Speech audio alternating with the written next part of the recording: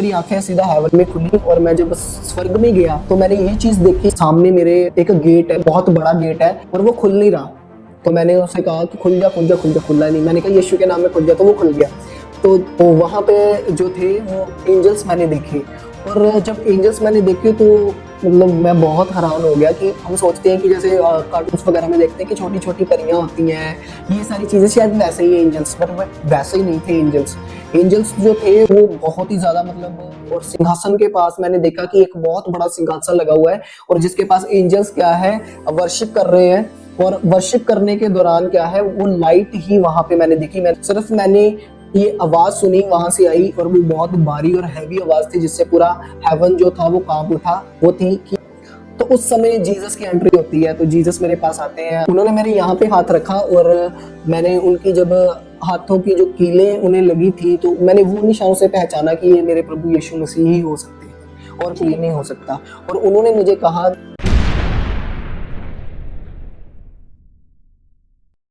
अक्सर लोग ये सोचते हैं कि जो बॉर्न क्रिश्चियन होते हैं, प्रभु यीशु मसीह को जानते हैं, उनका जीवन ऑटोमेटिकली सेव हो जाता है। पर बाइबल हमें ऐसा नहीं कहती, क्योंकि मत्ती 7 उसकी 21 आयत में लिखा है, जो मुझसे हे प्रभु कहता है, उनमें से हर एक स्वर्ग के राज्य में प्रवेश ना करेगा, परंतु वही जो मेरे स्वर्गीय पिता की इच्छा पर चलता है। आज द क्राइस्ट टॉक्स में हमारे साथ जो गेस्ट मौजूद है, वो जन्म से तो क्रिश्चियन थे, प्रभु यीशु मसीह को भी जानते थे, लेकिन फिर भी उनका जीवन अंधकार में था, लड़ाई झगड़ों में था, गलत संगति में था, गैंगस्टर्स के साथ उनके लिंक्स थे, लोग उनके नाम से ही खौफ खाते थे।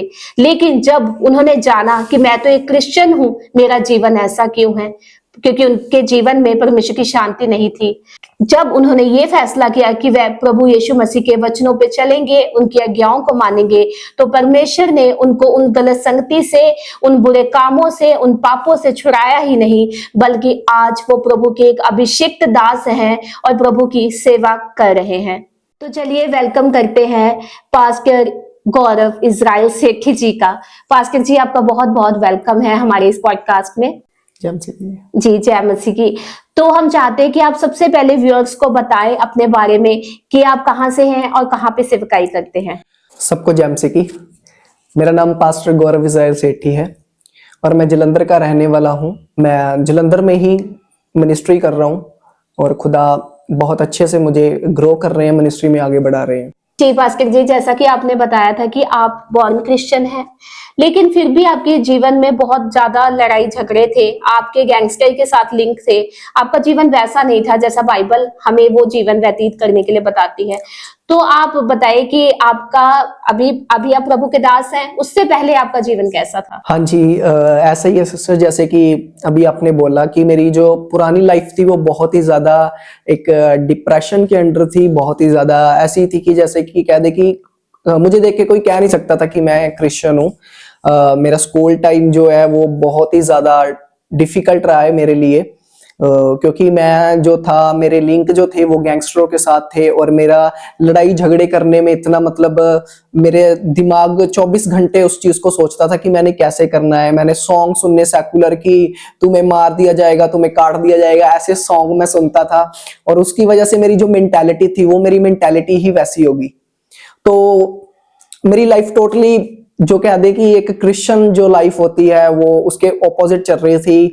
बट मैं चर्च जाता था, मेरे पेरेंट्स प्रेयर करते थे, सारी चीजें होती थी। मेरे मम्मा मुझे जबरदस्ती है ना 10 कमांडमेंट्स जो थे वो याद करवाते थे, मेरे से सुनते थे, मेरे से साम सुनते थे, जबूर सुनते थे वो मेरे से। तो घर में तो मैं बहुत एक अच्छा साऊ सा बच्चा था, बट मैं बाहर जो था वो मेरे फ्रेंड सर्कल ही मुझे जानता है अच्छे से, कि आज भी अगर मेरे फ्रेंड्स मुझे देख रहे होंगे इस पॉडकास्ट के थ्रू तो वो कह रहे होंगे और सोच रहे होंगे कि हाँ यार ये बंदा बदल गया है। पर मेरी जो पुरानी लाइफ है वो इसी प्रकार थी कि मैं अपने स्कूल टाइम में ही, अभी जब 8th स्टैंडर्ड में था, तो मैं क्या करता था, लड़ता झगड़ता था। मेरे बैग में ब्लेड्स होते थे, जो सर्जिकल ब्लेड्स होते हैं, तो मैं उन्हें रखता था कि अगर मुझे किसी ने कुछ कहा तो मैं क्या करूंगा, उसको मार दूंगा, मैं उसको ये करूंगा वो करूंगा। मेरे पेरेंट्स को रोज बिन नागा स्कूल से कॉल जाती थी, आपका लड़का ये कर रहा है, आपका लड़का इससे लड़ रहा है, आपका लड़का वो कर रहा है। इवन दो कि मेरी डायरी पे भी उन्होंने एक नोट स्पेशल चिपका दिया था कि अगर आपका बच्चा लड़ता है या झगड़ता है बाहर तो आपके बच्चे का नाम जो है काट दिया जाएगा। तो इस प्रकार से मेरे जो लिंक थे वो मैं चाहता था कि मेरा फेम हो, मेरा नेम हो, मेरे से लोग डरें, ऐसी मेंटालिटी लेके मैं घूमता था। पर मुझे नहीं पता था कि खुदा ने मुझे अपनी कॉलिंग के लिए इस्तेमाल किया है, उन्होंने मुझे चुनना है और उन्होंने मुझे अपने कामों के लिए इस्तेमाल करना है। तो इस प्रकार से मेरा जीवन है जो कि पुराना जीवन था मेरा, बहुत ही ज्यादा डिस्टर्ब था, बहुत ही ज्यादा स्ट्रगलफुल था, क्योंकि मैं खुदा की बातों को मानना और खुदा के वचनों पे चलना मेरे लिए इम्पॉसिबल चीज थी। मैं सोचता था कि नहीं यार, ये मोर जो स्पिरिचुअल लोग होते हैं, जो क्या है कि एक सन्यासी टाइप लोग होते हैं, वो ही कर सकते हैं, जो क्या है दुनिया से अपनी लाइफ को कट ऑफ कर देते हैं। तो इस प्रकार से जो थी मेरी पुरानी लाइफ थी और मैं ऐसी मेंटेलिटी रखता था। जी, जैसे कि आपने पहले भी बताया था हाँ जी। कि आपके गैंगस्टर के साथ लिंक्स थे। हाँ जी। तो आप खुल के बताएं थोड़ा कि कैसे आप उस ग्रुप का हिस्सा बने, उस ग्रुप का हिस्सा बन के आप क्या-क्या करते थे? हाँ जी, जैसे कि इसकी शुरुआत ऐसे है सिस्टर कि मैं अपने ओल्ड स्कूल में था अपनी सिस्टर के साथ। तो जी। वहाँ पे जब मैं ओल्ड स्कूल में था तो मेरी मतलब इतनी नहीं थी, मैं मतलब बहुत ही ज़्यादा कह दें कि एक शरीफ सा बच्चा था ना, क्योंकि सिस्टर सामने हम उनके साथ सामने वो सारी चीज़ें नहीं कर सकते। जी, उसके जी। बाद मेरी 8th स्टैंडर्ड में मेरी शिफ्टिंग हुई बॉयज़ स्कूल में। ओके। तो बॉयज़ स्कूल में जब गए, मेरे मतलब मोहल्ले के लड़के थे और काफ़ी ऐसे लड़के थे मतलब जिन्होंने मुझे काफ़ी अट्रैक्ट किया, क्योंकि उनकी क्या थी, उनकी मेंटालिटी ये थी कि यार अगर हमें किसी ने कुछ कहा तो हम क्या इसे खत्म कर देंगे, हम इसे तबाह कर देंगे। उनके ब्रदर्स बड़े, वो भी मतलब गैंगस्टरों के साथ उनकी लिंक थे। तो हमारा एरिया ही स्पेशल था इस चीज के लिए कि यार यहाँ से मतलब इस एरिया से गैंगस्टर ही बनते हैं।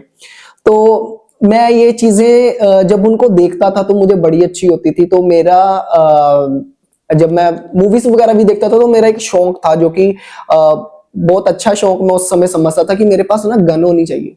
ओके। तो मेरे पास गन होनी चाहिए। मैं अपनी छोटी सिस्टर है, उसका नाम एस्टर है, मैं उसे भी यही चीज बोलता था कि वो और मैं यही बातें करते थे कि अरे यार, मुझे कहती थी गोरे तू ना अपनी ना गन खरीद ले एक, हम दोनों क्या करेंगे, हम दोनों फिर घूमा करेंगे बाइक पे, गन लेके घूमेंगे। तो ऐसे ही हमारी मतलब बच्चे थे, इतनी नई नॉलेज थी, खुदा के वचन को भी इतनी गौर से नहीं समझ पाते थे। ये दिमाग में आपके कैसे आया, मतलब कि गन लेके घूमेंगे? ये किसी मूवी से हाँ, देखा था? मूवीज वगैरह में देखते थे, सॉन्ग्स में देखते थे कि वो क्या करते हैं कि गन से बंदे को मार देते हैं। हमें लगता था कि यार ये कोई नॉर्मल बात है, कोई इतनी बड़ा इशू है तो है नहीं, कि जैसे अगर सॉन्ग्स में ये चीज कर सकते हैं तो हम भी कर सकते हैं, है ना। बिल्कुल। तो ये चीजें थी, हमारी मेंटालिटी थी। और मैंने क्या किया, मैं उनके पास गया, वो मेरे अच्छे फ्रेंड थे, बट मैं उनके साथ कोई कन्वर्सेशन नहीं थी मेरी, बट आफ्टर ऑल मैंने उनके साथ बात की, मैं उनके साथ बैठना शुरू हुआ, मेरी बातचीत उनके साथ शुरू हुई। और उसके बाद क्या है, मैं उनके साथ रहना शुरू हो गया।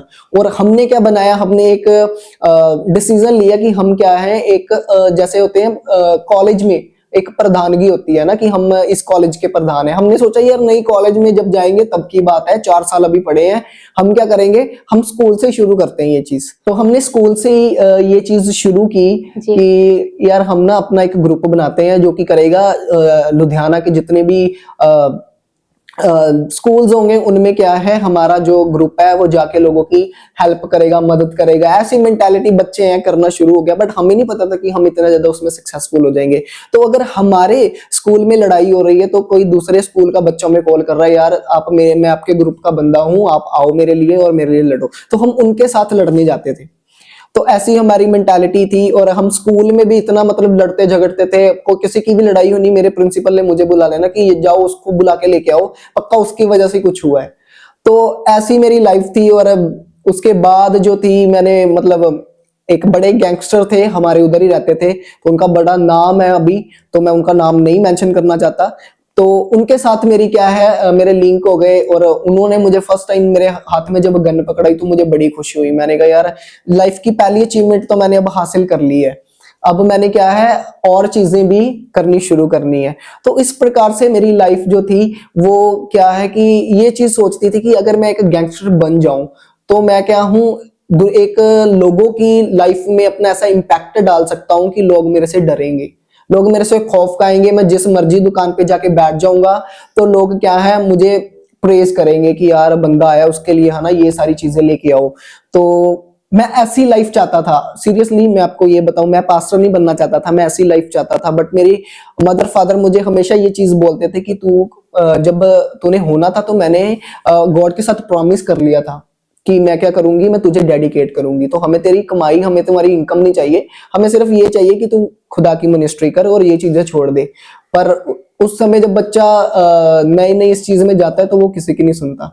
तो ऐसी मेरी भी लाइफ थी, तो मैं भी इस चीज में पीछे आने की बजाय मैं आगे से आगे, आगे से आगे, आगे से आगे उस चीज में जाता जा रहा था। और मुझे नहीं लगता था कि मैं कभी भी उन चीज से वापस आ सकता हूँ। जी।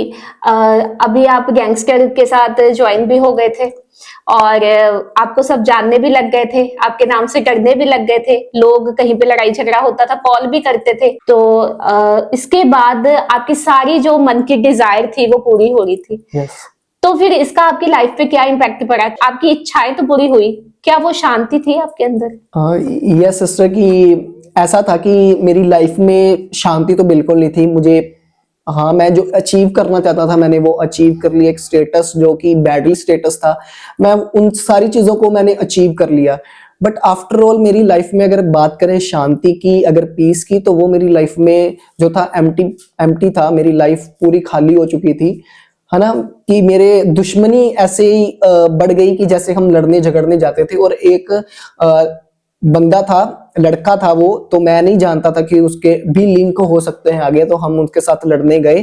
तो मेरे से क्या हुआ कि मैंने उसके जो कड़ा होता है, मैंने कड़ा मार दिया और उसका सिर फट गया। और मुझे नहीं पता कि वो मुझे ढूंढ रहा है। मैंने सोचा यार नॉर्मल जो लड़ाई हुई है वैसे ही लड़ाई हुई होगी।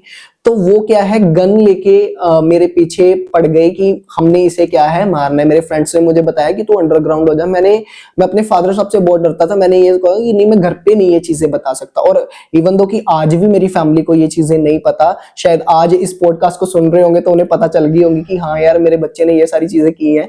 बट मेरी फैमिली को भी ये चीजें नहीं पता। मेरी सिस्टर्स को ये चीजें जरूर पता थी, बट मेरे मदर फादर को ये चीजें नहीं पता थी।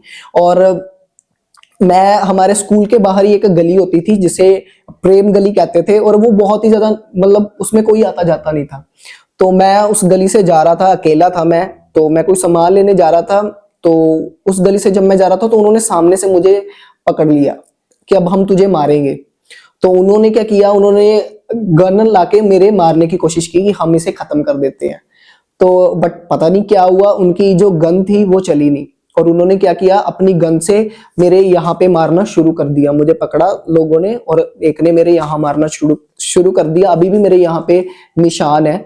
तो इस प्रकार से उस समय मेरी जो लाइफ थी वो टोटली, मैं बहुत ज्यादा सोचने लग गया, सोचने पे मजबूर किया उन्होंने कि यार भी मैं क्या करने आया था दुनिया में और मैं क्या कर रहा हूं ना। तो ये सारी चीजें मैं सोच रहा था। और मैं घर पे गया, मेरे मदर फादर और सिस्टर गए थे कहीं पे, तो मैं अकेला था घर पे। तो मैं सोच रहा था कि यार मेरे फ्रेंड्स ने मुझे बताया कि तू ऐसे कर, तू जा तो कहीं बाहर चले जा, क्योंकि तेरी फैमिली को खतरा हो सकता है। अगर कोई बंदा ये चीजें कर रहा है तो तेरी फैमिली को खतरा होगा। तो मैं सोचता रहा और मैं सोचते सोचते ऐसे एक रैलम में चला गया जो कि एक डेविलिश रैलम था। वो मुझे कह रहा था, मेरे अंदर से यही आवाज आ रही थी कि तू सुसाइड कर ले, तू मर जा, तेरी फैमिली क्या है सेव हो जाएगी, तू मर जा, तेरी फैमिली सेव हो जाएगी। टोटली यही बातें थी। और मैंने डिसाइड किया, मैंने कहा यार मैं ऐसे करता हूँ, मैं फांसी ले लेता हूँ। तो जिसकी वजह से क्या है, मैं मर जाऊंगा। और मैं अपनी फैमिली को भी बहुत तंग करता था उस समय।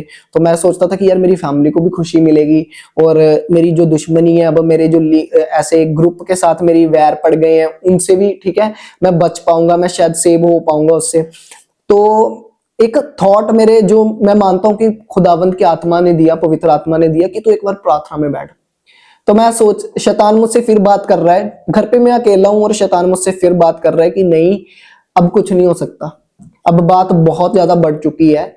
उस समय मैं 12th स्टैंडर्ड में था, तो बात बहुत ज्यादा बढ़ चुकी है, तो तेरा कुछ हो नहीं सकता, अब तेरा रिजल्ट भी आने वाला है, तो क्या पता तू फेल हो जाए, तू तो पढ़ा भी नहीं है। ऐसे बहुत सारी चीजें मेरे दिमाग में जो थी वो घूम रही थी कि अब मेरी जिंदगी टोटली खत्म हो चुकी है। मैं ये महसूस करना उस समय पे शुरू कर दिया कि यार मेरी जिंदगी अब खत्म हो गई है, अब मेरे जीने का कोई मकसद नहीं है। तो मैंने क्या है, मैंने तैयारी कर ली पूरी कि यार मैंने अब क्या करना है, मैंने सुसाइड करना है। तो उसके बाद जब मैंने सोचा तो पवित्र आत्मा ने मेरे मन में डाला कि तू एक बार प्रेयर कर, जिस परमेश्वर के पास तूने मर के जाना है तुझे ये पता है कि न्याय वो करेंगे। हाँ, मैं क्या कि न्याय तो वो ही करेंगे। तो कह रहे कि एक बार तू घुटने तो टेक खुदावन के पास। तो मैंने क्या किया, मैं गया और मैंने प्रार्थना करनी शुरू की। पता नहीं मेरे साथ क्या हुआ, मैंने 3 घंटे लगातार प्रे की उस दिन, और मैं अपनी आंखें खोलने की कोशिश कर रहा हूँ, मेरी आंखें नहीं खुल रही, मैं हिलने की कोशिश कर रहा हूँ, मैं हिल नहीं पा रहा। मेरे मुंह से सिर्फ परमेश्वर मुझे माफ कर दो, परमेश्वर मुझे माफ कर दो, आपके खून ने मुझे खरीदा हुआ है, तो आप मेरी लाइफ को ऐसे खत्म नहीं होने दोगे। तो ऐसी बातें जो थी वो मेरे दिमाग में, पता नहीं मुझे कौन बुला रहा है, बट अब जब हम पढ़ते हैं कुरिन्थियों में लिखा है कि पवित्र आत्मा खुद आहें भर भर के आपके लिए क्या करता है, प्रार्थना करता है। और मैं ये बिलीव करता हूँ कि उस समय जो मेरे से प्रेयर करवा रहे थे वो पवित्र आत्मा थे। तो पवित्र आत्मा मेरे से प्रेयर करवा रहे थे, और मुझे प्रभु ने मेरे साथ ये बात की कि देख, अगर तू मेरे लिए काम करेगा तो मैं तेरी जो भी बुरी संगति है मैं उसे छुड़वाने की सामर्थ रखता हूं, मैं तेरे जितने भी तेरे दुश्मन है मैं उनको शर्मिंदा करने की सामर्थ रखता हूं। तो पर एक कंडीशन है कि तू मेरे पास आ जा। मैंने कहा ठीक है प्रभु, मैं आ जाऊंगा। तो मुझे लगा कि शायद आसान सी बात होगी, तो मैं बोल दूंगा, कमिटमेंट कर दी है तो चलो मैं बच जाऊंगा।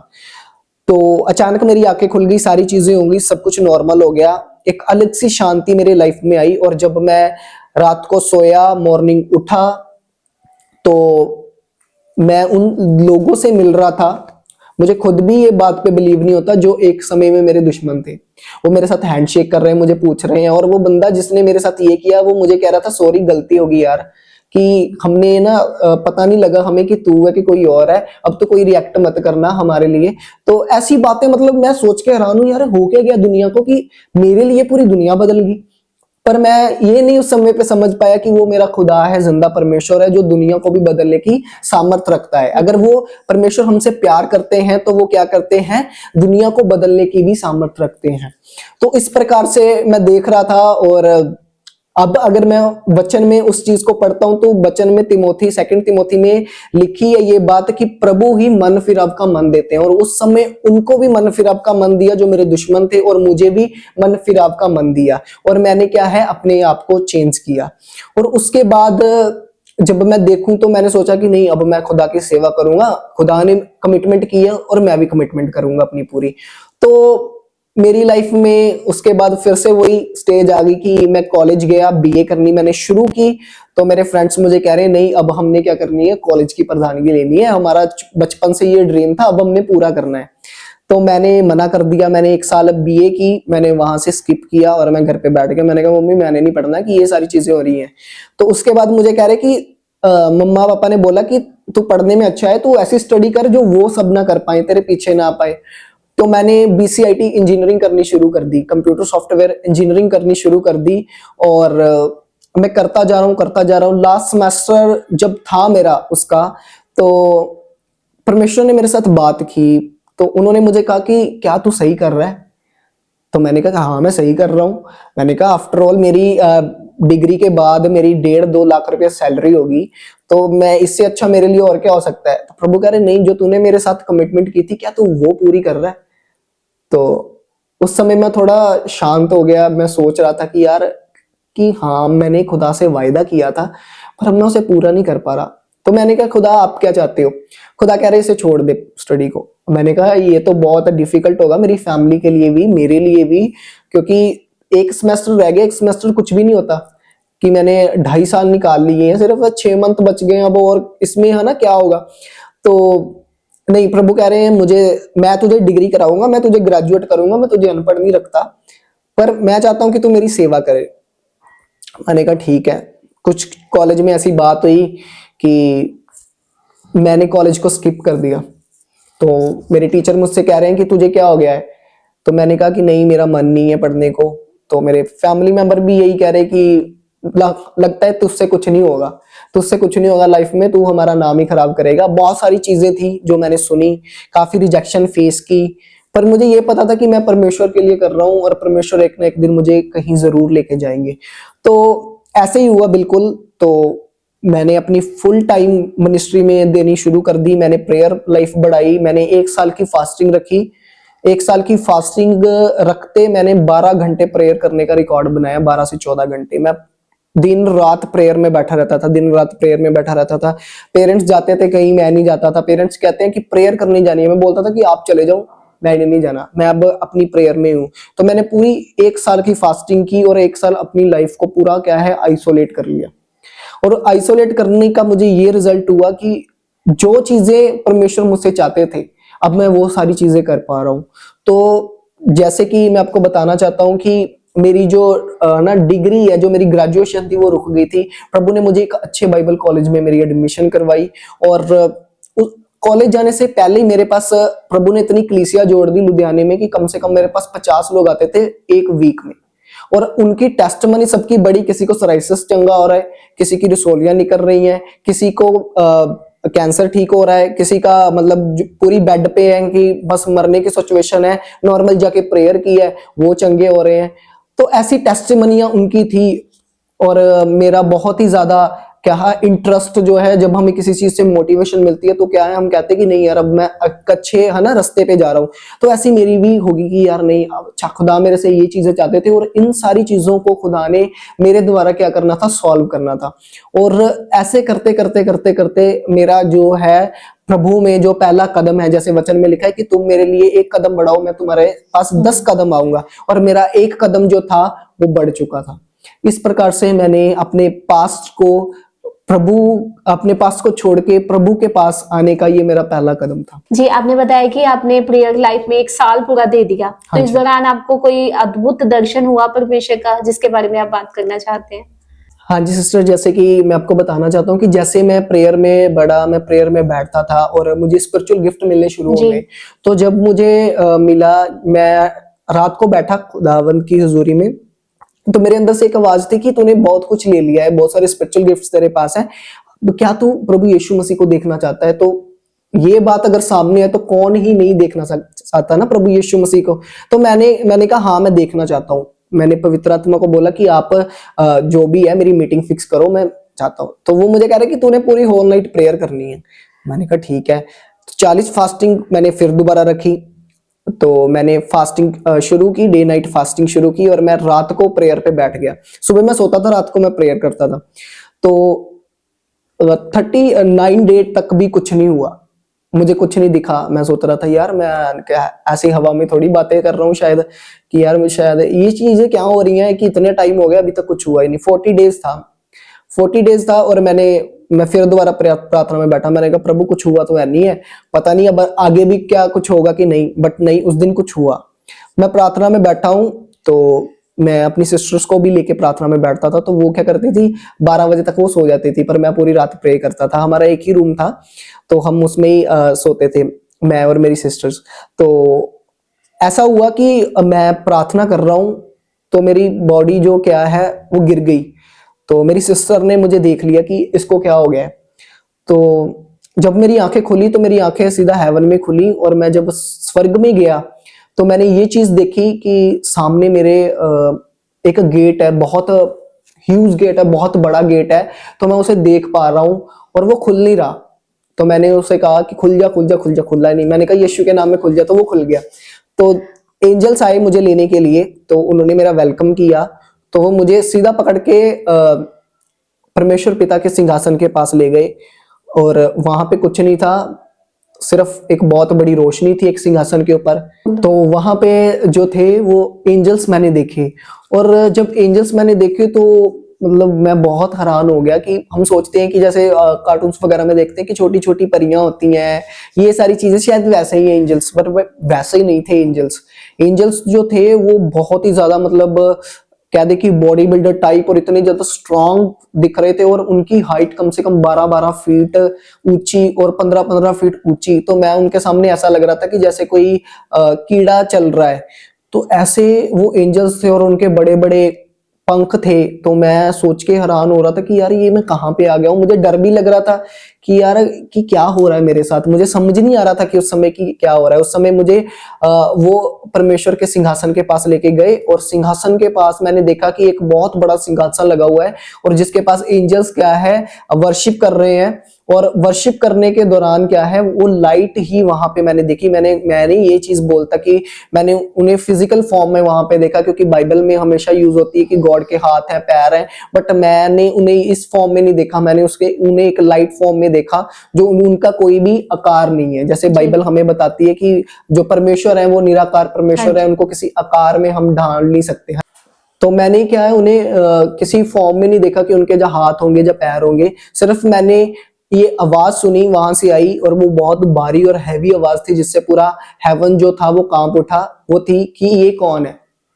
तो मैं बड़ा हैरान हो गया। मैंने कहा कि यार मुझे नहीं जानते आप। अभी मैं इतनी प्रेयर करता हूँ, मेरी है ना, मेरा पिता भी थोड़ा रह गया है फास्टिंग कर करके, तो आप मुझे नहीं जानते।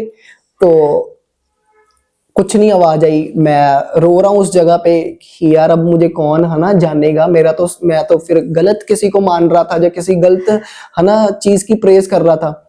तो उस समय जीसस की एंट्री होती है। तो जीसस मेरे पास आते हैं और उन्होंने मेरे यहाँ पे हाथ रखा, और मैंने उनकी जब हाथों की जो कीलें उन्हें लगी थी, तो मैंने वो निशानों से पहचाना कि ये मेरे प्रभु यीशु मसीह ही हो सकते हैं और कोई नहीं हो सकता। और उन्होंने मुझे कहा कि मैं तुझे जानता हूँ। जी, तो फिर वो कौन थे जिनको आपने देखा था? बहुत ही ज्यादा रोशनी थी, कोई आकार नहीं था। अगर यीशु मसीह बाद में आए तो वो कौन थे?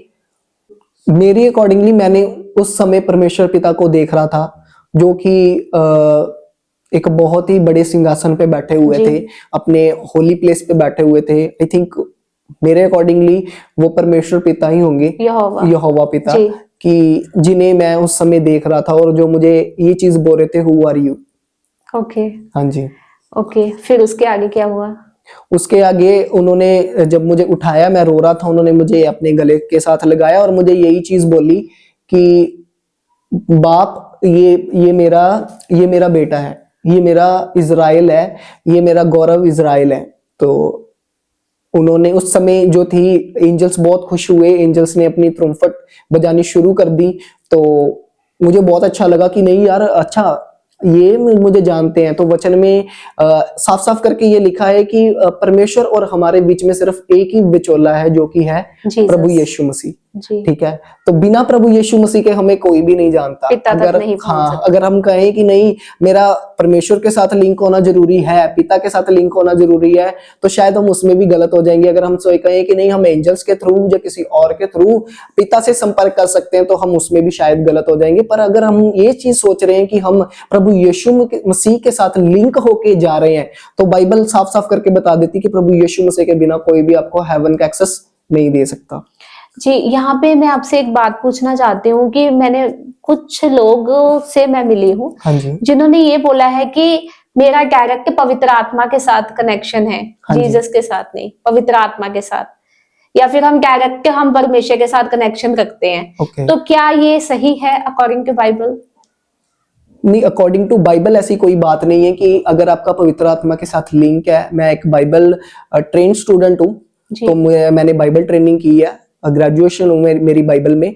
तो मैंने आज तक ये चीज नहीं पढ़ी कि विदाउट जीसस कोई हमें परमेश्वर के साथ मिला सकता है। जी। तो अगर कोई मिला सकता, तो प्रभु यीशु मसीह की जगह वो बंदा कुर्बान होता, और जहाँ हॉली स्पिरिट उनकी जगह लेती, या कोई और व्यक्ति है ना, जो जी। हम कहते हैं कि प्रॉफिट या अपोस्टल, वो जगह लेते जी। जो जीसस क्राइस्ट ने ली है। बलिदान एक का ही हुआ है, वो हमारे प्रभु यीशु मसीह हैं। जी, और जी। बाइबल साफ साफ करके, जैसे मैंने आपको पहले भी बताया, कि एक ही विचोला है। पौलुस अपनी राइटिंग में इस प्रकार से बताते कि एक ही विचोला है, उसके बिना कोई भी हमें स्वर्ग में कोई एक्सेस नहीं है, कोई हमें जानता नहीं है उनके बिना। जी। जी। केवल प्रभु यीशु मसीह जानते हैं हमें। जी, तो परमेश्वर आपको इस दर्शन के द्वारा ये मैसेज देना चाहते थे कि मेरे बिना पिता तक कोई नहीं पहुंच सकता। यस, क्योंकि जैसे हम पढ़ते हैं जॉन चैप्टर 10, उसमें साफ साफ करके लिखा है कि मेरे बिना परमेश्वर के पास जाना इम्पॉसिबल चीज है।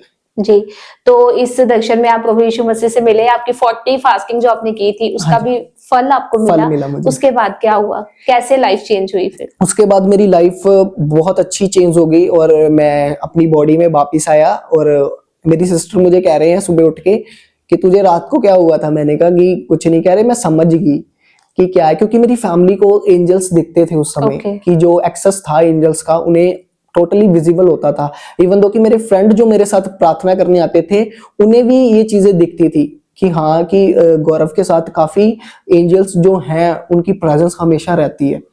तो उस समय जब मैं वापिस आया तो मैंने नेक्स्ट डे ऐसी आवाजें मुझे आनी शुरू हुई कि हमें बचाओ, हमें बचाओ। ऐसे मेरे कानों में बहुत चीखें, चिल्लाहट, बड़ी बड़ी मतलब मूर्तियां हैं, राक्षसों की बहुत बड़ी बड़ी मूर्तियां हैं। मुझे ऐसे विजन्स खुली आंखों से दिखते थे कि वो लोग उनके आगे क्या है, बच्चे सेक्रीफाइस कर रहे हैं।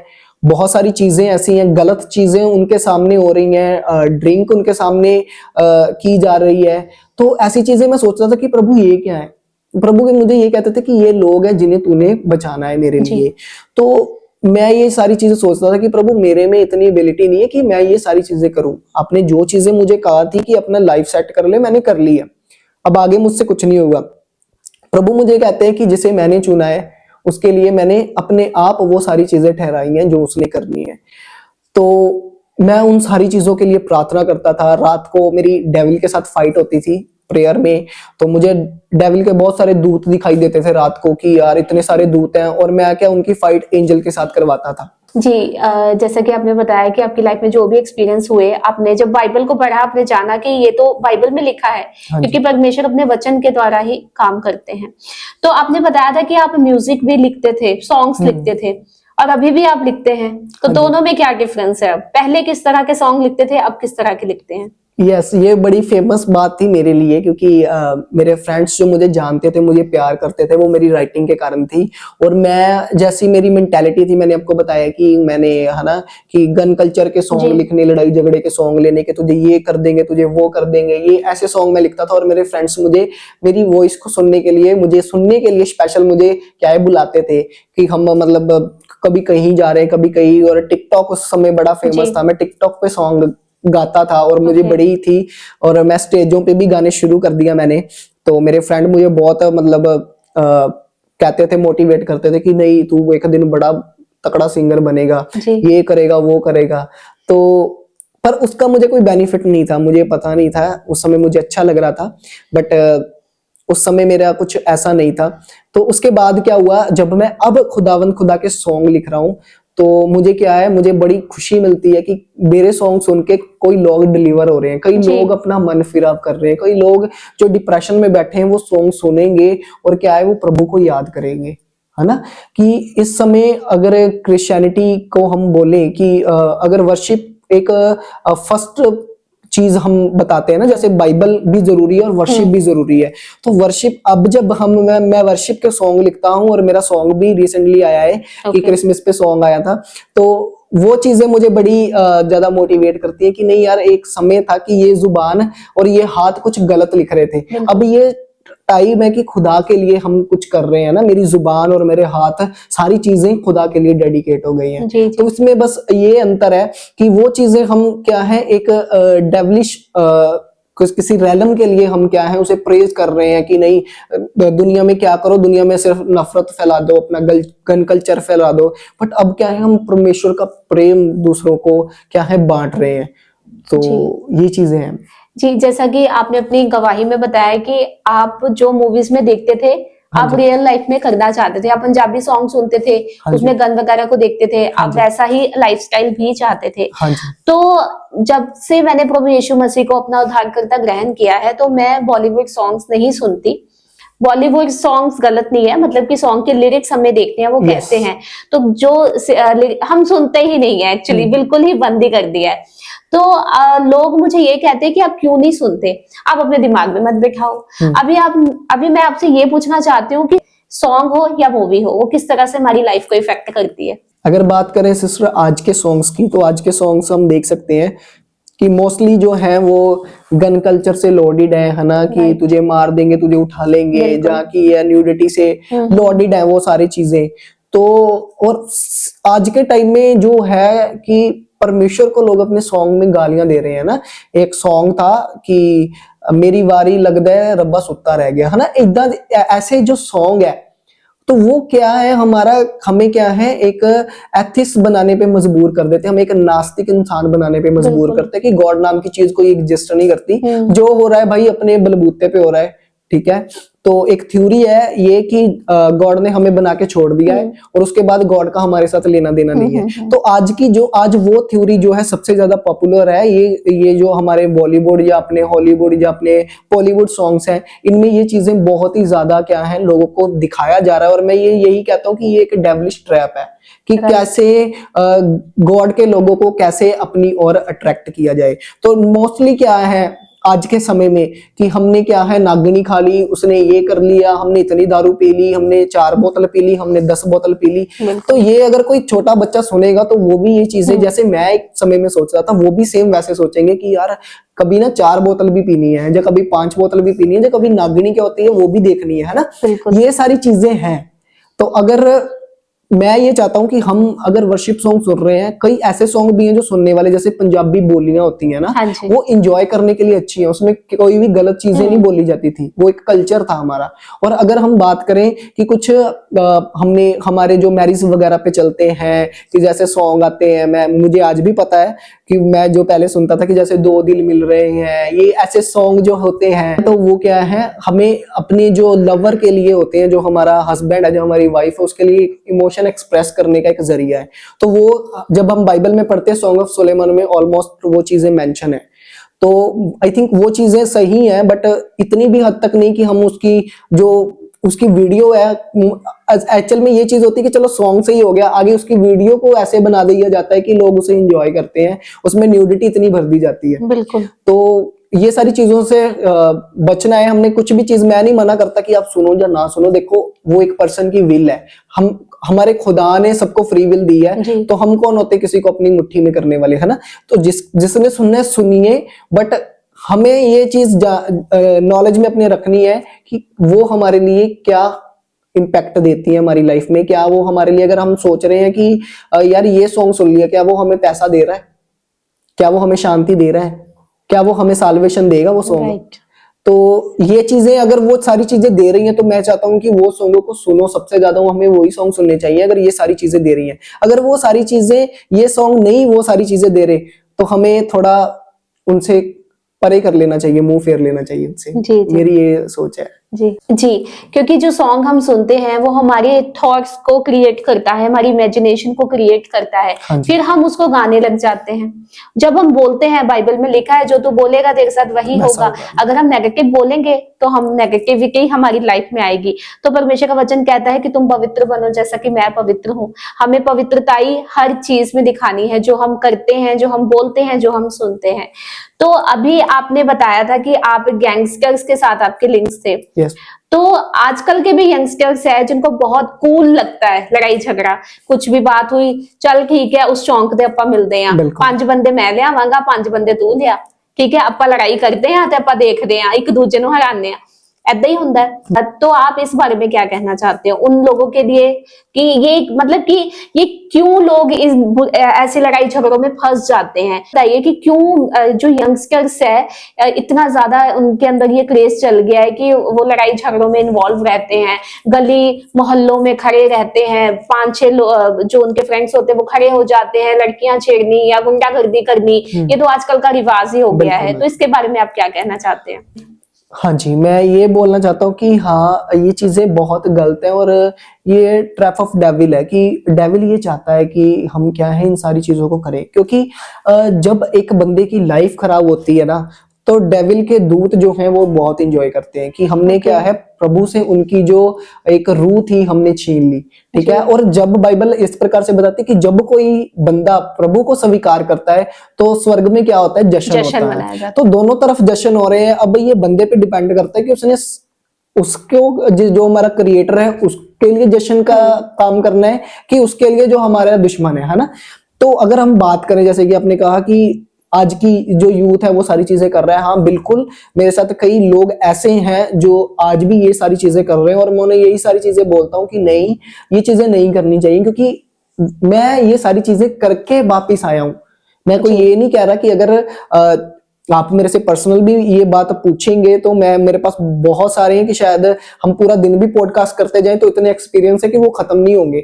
तो मैं आपको ये बात बोलना चाहता हूँ कि इस चीज में जो बंदा फंसा हुआ है, किसी गैंगस्टर, जब आप किसी बंदे का इंटरव्यू जब लें, एक मूवी आई थी बीते दिनों में शूटर, उसमें भी जो वो बंदा जो उसका किरदार निभा रहा है वो एंड में यही बोलता है कि इस रास्ते पे चलना बड़ा आसान है, बट जब हम इससे वापस नहीं कभी भी आ सकते। और एंड में क्या होती है, उसके फ्रेंड्स ही उसको मार देते हैं। और आज भी यही चीजें हो रही हैं कि बंदा फेमस हो जाता है, उसका नाम हो जाता है, बड़ा बनना चाहिए कि यार अगर उन लोगों का कोई मतलब वो अपने मुंह से ये सारी चीजें बोल रहे हैं कि यार हमारा कोई मतलब लाइफ नहीं है, या कोई जिस लाइफ में हम जी रहे हैं वो कभी लाइफ नहीं है, हम बस 24 घंटे भगोड़े हैं, ठीक है। तो अगर वो बंदे ये कह रहे हैं तो हम उनको देख के फिर उसी दलदल में जा रहे हैं, है ना। जी जी। तो ये चीजें बड़ी सोचने वाली बात होती है कि हाँ कि यार अगर वो बंदे कह रहे हैं तो हम आज भी उनकी तरह बनना चाहते हैं, और वो एक अच्छा लाइफ लेसन दे रहे हैं कि भाई हमारी लाइफ में ये सारी चीजें थी, हमने ये सारी चीजें एक्सपीरियंस कर ली हैं।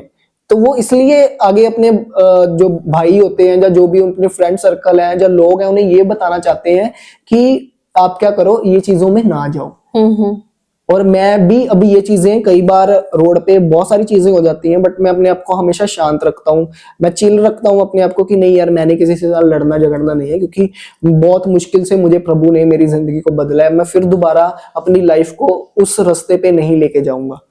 तो उसमें कोई बड़ी बात नहीं होती कि अगर किसी बंदे ने आपको कुछ बोल दिया है, आप कह रहे हो कि कोई बात नहीं भैया, ठीक है, वो आपका क्या है कि एक अच्छा नेचर दिखाएगा। वो बंदा पता नहीं कितनी टेंशन में होगा, अगर आप उसको ये बात बोल दोगे तो पता नहीं उसको कितनी ज्यादा मोटिवेशन मिलेगी, है ना। कि आज आप देखें कि मोस्टली पर्सन की लड़ाई झगड़े होने का कारण क्या है कि मोस्टली पर्सन डिप्रेशन में है। कोई रोड पे जा रहा है, वो डिप्रेशन में है, उसे पता ही नहीं लग रहा कि यार मेरी एक्टिवा किसी को हिट करेगी, उसे पता ही नहीं लग रहा मेरी गाड़ी हिट करेगी। और जब हिट कर जाती है हम उसकी सिचुएशन नहीं समझना चाहते, हम अपने भी क्या है कि निकालते हैं, स्लग्गर निकालते हैं, ये सारी चीजें करते हैं हम। तो मैं यही चाहता हूँ कि हम अपने आप को इस चीजों में क्या है शांत रखें और सोचें कि प्रभु ने इस सिचुएशन में क्या किया। जब प्रभु यीशु मसीह को सदूकी और फरीसियों ने बुरा भला बोला, जो उनको मारने की कोशिश की, तो पतरस ने क्या है कान काट दिया और बाकी चेले कह रहे हैं हम मार देंगे। तो प्रभु यीशु मसीह क्या कह रहे हैं, कह रहे हैं कि मैं अभी बुलाऊं तो हजारों की पलटन मेरे साथ आ सकती है। हाँ जी। एक दूत बाइबल बताती है कि जो पूरी सेना खत्म कर देता है। तो क्या प्रभु हजारों की पलटन बुलाते तो पूरी दुनिया एक सेकंड में खत्म हो जाती। बिल्कुल। तो अगर हमारा परमेश्वर पिता ऐसी चीजें हमें ऐसे लाइफ लेसन दे रहे हैं, है ना, कि हम सोचते हैं कि यार कई लोग उनकी टीचिंग से महान हो गए, उनको परमेश्वर नहीं माना। उनको जैसे मैंने स्टडी की हुई है तो वो मैं यही पढ़ता हूँ कि जो महान लोग आज अपने आप को महान कह रहे हैं, अपने आप को महात्मा कह रहे हैं, उनके पीछे जीसस की टीचिंग थी और वो जीसस को एज ए टीचर मानते हैं, एज ए गॉड नहीं मानते। तो अगर वो महान बन सकते हैं तो आज हमारी क्रिश्चियन कम्युनिटी क्यों इस चीजों को में फंसी हुई है ना, कि हमने बदला ही लेना है। जी जी जी। ठीक है, प्रभु का वचन हमें इस प्रकार से बताता है कि मैं खुद बदला ले लूंगा, बदला लेना मेरा काम है। लेकिन लोगों के अंदर पेशेंस नहीं है ना, उनको अभी बदला चाहिए। बिल्कुल। तो लोग क्या चाहते हैं, लोग चाहते हैं कि ऑन द स्पॉट कुछ हो। तो ऐसा नहीं है। अगर हम चाहते हैं कि हम एक बिलीवर बने तो सबसे पहले मैं यही सोचता हूँ कि प्रभु की टीचिंग्स हमारे अंदर होनी बहुत ज्यादा जरूरी है। चाहे वो यूथ हो चाहे वो बच्चा हो, हम जैसे उसको सिखाएंगे वो वैसा सीखेगा। जी। तो अभी एक लास्ट क्वेश्चन मैं आपसे पूछना चाहती हूँ कि बॉर्न क्रिश्चियन थे, लाइफ कैसी थी, अभी लाइफ कैसी है, क्या डिफरेंस है दोनों में, क्या मैसेज देना चाहते हैं जो लोग बिलीवर हैं, क्रिश्चियंस हैं, लेकिन फिर भी उनके जीवन में प्रॉब्लम्स है। बिल्कुल सिस्टर की बाइबल हमें दो प्रकार के बिलीवर्स के बारे में बताती है कि अगर बाइबल स्टडी करें तो दो टाइप के बिलीवर्स होते हैं। फर्स्टली जो सिर्फ बिलीवर्स हैं और सेकेंडली जो कि है फॉलोवर्स हैं। फॉलोवर्स जो है वो क्या है, जो बंदा करता है, अगर माने हम कि हम किसी सेलिब्रिटी के फॉलोवर्स हैं, उसके जैसी ड्रेसिंग हमारी होगी, उसके साथ उसके जैसा हेयर स्टाइल होगा और उसके जैसी बातें करेंगे। तो अगर हम जीसस क्राइस्ट के फॉलोवर है तो उसके जैसी हमारी मेंटालिटी भी होनी चाहिए, उसके जैसा हमारा ड्रेसअप भी होना चाहिए, है ना। कि मैं नहीं कहता कि हम वैसा पूरा ड्रेसअप करें, पर हमारी सोच, लोग हमें देखें, हमें सोचे कि यार ये खुदा का बंदा है ना, कि इसमें वो सारी चीजें नहीं है। और मैं बात करूं कि मैं एक बॉर्न क्रिश्चियन था, बट मैं बिलीवर था, बट मैं फॉलोवर नहीं था। मेरे नाम के मैं चर्च में जरूर जाता था, मैं प्रेयर भी करता था, मैं नहीं कहता कि मैं प्रेयर नहीं करता, पर मैं क्या था, मैं जो जीसस के टीचिंग्स है उन्हें टोटली क्या करता था, उन्हें खारिज करता था। मैं, मेरे लिए वो एक यूजलेस थी कि मेरे काम नहीं आएंगी कभी।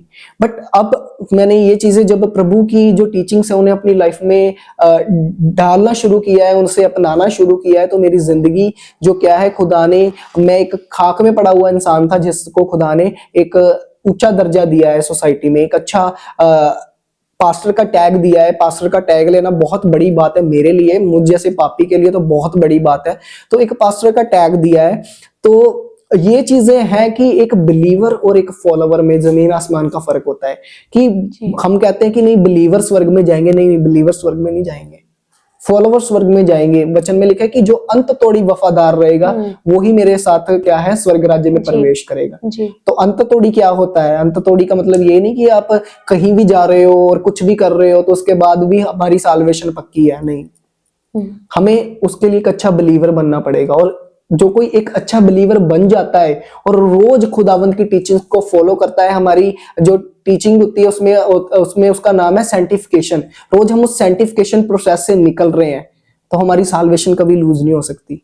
तो अगर हमें पहले उस सेंटिफिकेशन प्रोसेस में आना पड़ेगा, उसके बाद क्या है, हम सेंटिफाइड धीरे धीरे, जैसे एक वॉशिंग मशीन में हम कपड़े को डालते हैं, वो धुलता रहता है, धुलता रहता है, धुलता रहता है, और जब हम निकालते हैं तो वो एक साफ कपड़ा हो जाता है। इसी तरीके से जीसस जब हमें निकाले उस सेंटिफिकेशन प्रोसेस से, तो हमारा क्या है, जो हम हैं उसे धुले हुए मिले और वो हमें हक करे और हमें स्वर्ग राज्य में अपना प्रवेश दे। जी, जैसा कि बाइबल में भी लिखा है कि मैंने तुम्हें व्यर्थ में नहीं चुना, मैंने तुम्हें इसलिए चुना कि ताकि तू फल लेके आए। आप शुरू से ही चुने गए थे, आप गलत संगति में चले गए, आप पाप में थे, आपका जीवन अशांति से भरा था, लेकिन जब आपने अपनी लाइफ को परमेश्वर के आगे समर्पित कर दिया, आज आप परमेश्वर के एक अभिषिक्त दास हैं, परमेश्वर आपके द्वारा रूहों को बचा भी रहे हैं। तो आपका मैं बहुत बहुत धन्यवाद करती हूँ कि आप यहाँ पे आए। आप एक यंग पास्टर हैं और बहुत लोग, बहुत यंगस्टर्स जो आपकी गवाही को सुनने वाले हैं, क्योंकि जो आपने फील किया है अपनी लाइफ में, गलत संगति, लड़ाई झगड़े, किस तरह से आप मूवीज देख के आपकी लाइफ बदल गई अचानक से, तो बहुत चीजें आपने अपनी लाइफ में महसूस की है, आपकी लाइफ में हुई है वो। और बहुत सारे लोग जो देख रहे हैं उनको अपने बहुत सारे सवालों के आंसर्स भी मिलेंगे, उनको एक राइट डायरेक्शन भी मिलेगी। तो मैं आपका बहुत धन्यवाद करती हूँ कि आप यहाँ पे आए। Thank you so much. Thank you ji, तो आपने पास्टर गौरव इजराइल सेठी जी की अद्भुत गवाही को सुना है। आपको ये गवाही कैसी लगी आप कमेंट्स में जरूर बताएं। और आप में से भी किसी की लाइफ में परमेश्वर ने अद्भुत काम किया है और आप चाहते हैं कि वो लोगों तक पहुंचे, तो आप हमें नीचे दी गई मेल आईडी पे मेल कर सकते हैं। बने रहिए क्राइस्ट टीवी के साथ। सबको जय मसीह की। God bless you all.